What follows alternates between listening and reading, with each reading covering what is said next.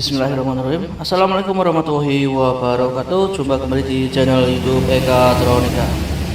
Baik ya, ini sebenarnya saya tidak ada niatan untuk bikin video teman-teman.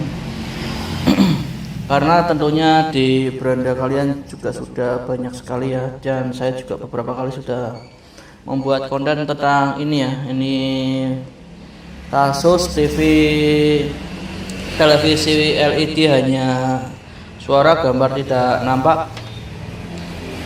Oke. Di sini saya tidak ada hanya sedikit memberi penjelasan atau memberi istilahnya memberi saran untuk para user. Bukan saya termasuk untuk menggurui para user teman-teman, karena mereka juga, karena mungkin Anda tentunya juga sudah lebih senior dari saya. Ya, di sini saya hanya menggarisbawahi, dan awalnya tidak ada niatan membuat konten teman-teman, tapi melihat ini semua jadi tertarik untuk membuat konten. Nih bisa teman-teman sekalian saksikan ya, atau lihat di sini ada lubang dari ini reflektor, ada lubang bulatan ini, dan ini tentunya untuk tempat LED-nya ya. Ini seperti ini harusnya teman-teman. Nah, seperti ini.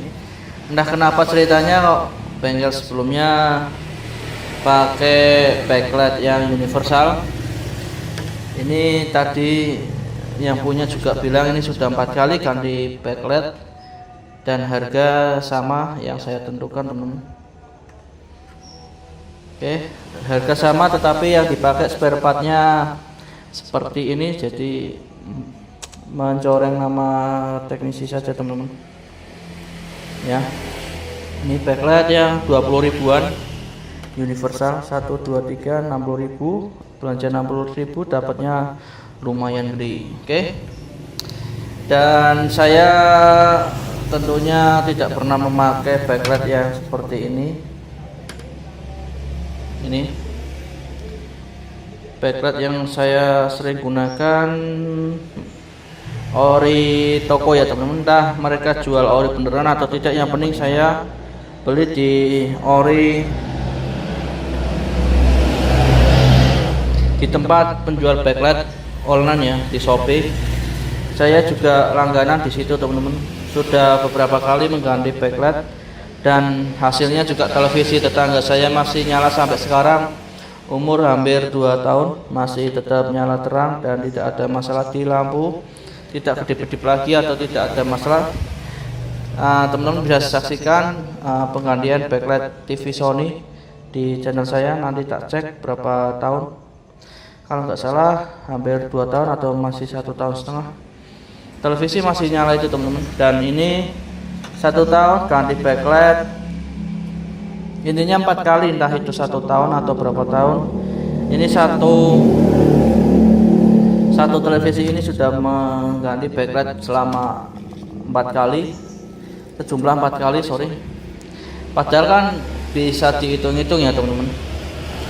Di sini kan membongkar panel, melepas, tentunya ini melepas panel ini kan resikonya lumayan gede juga teman-teman, dan waktu agak lama juga sih, kehati-hatian yang tinggi dan resiko yang tinggi mengangkat panel dan reflektor ini, bukan reflektor ini pembias cahaya ya, ini namanya apa, nanti teman-teman yang tahu silahkan komen, saya tidak tahu nama aslinya teman-teman. Oke, membongkar panel dan membongkar ini juga memakan resiko yang lumayan gede. Kalaupun dihitung-hitung, misal keawetan ini bisa dibilang lama-lamanya kan 6 bulan ya teman-teman, 6 bulan bongkar panel lagi, dan rasio benar sih itu bisa sebagai pekerjaan bengkel, tapi kan mencoreng nama bengkel juga teman-teman. Uangnya dapatnya seberapa, komplainnya luar biasa. Oke ya teman-teman, ini untuk yang pemula silahkan saja Anda pikirkan kalau mau mengganti tentunya di bagian backlight Kalau di komponen-komponen yang lain insya Allah tidak ada masalah, karena kan seperti kapasitor dan lain-lain kan bebas lah. Yang penting kan sudah ada standar berapa voltase yang ada dan berapa komponennya dipakai. Dan ini yang backlight bisa dihitung teman-teman, resikonya kembali ke kitanya, maksudnya kan bener sih kitanya dapat uang lagi, tapi kan ya bisa dibilang tidak awet. Dan tadi juga ada yang bilang kalau TV LED tidak bisa direparasi. Justru menurut saya jenis-jenis LED malah lebih enak ya dilacak tegangannya teman-teman, lebih enak tegangannya sudah pasti. Kalau TV ini kan ini sub 14 in, ada 4 teman-teman. Saya gagal di bagian regulator. Oke, ini terakhir saya vonis di bagian IC ini, dan ada 4 loh, 1, 2, 3, 4 gagal semua teman. Malah enakan televisi LED menurut saya ya, agak mendung jadi agak gelap. Oke, bisa diperhitungkan kembali. Kalau mau mengganti backlight lebih baik saran saya pakai yang ori di Shopee. Agak lama sih teman-teman, nunggu 3 harian. Mungkin kan bisa dihitung-hitung nggak bisa dapat uang langsung kan, tapi kan keawetan dan kepuasan pelanggan adalah hal utama di bidang teknisi reparasi tentunya. Oke, nanti video tak lanjut kembali teman-teman. Ini awal tadi niat nggak ada bikin konten, dan setelah saya buka dan tergelitik untuk membuat konten tentang ini. Oke, nih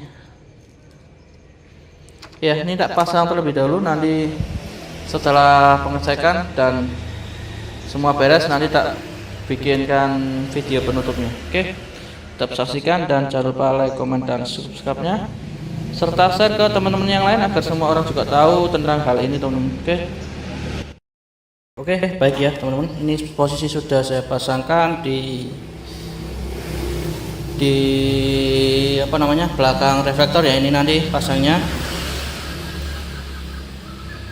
dan baik kita akan coba nyalakan dan nanti apakah jatuhnya per LED 3 volt atau lebih.